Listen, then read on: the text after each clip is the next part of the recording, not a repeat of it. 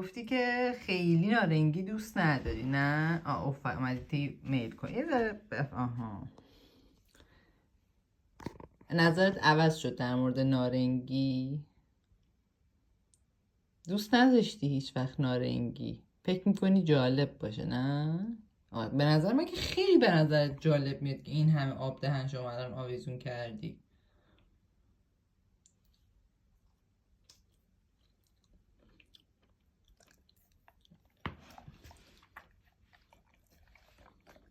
دیدی ادا در میاری نمیخوری؟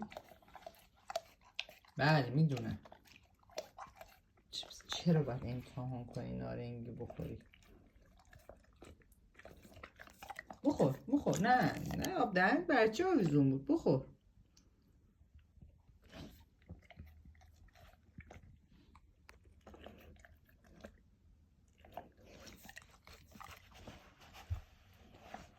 مگه به خاطر این آب دهنت آویزون نشده بود؟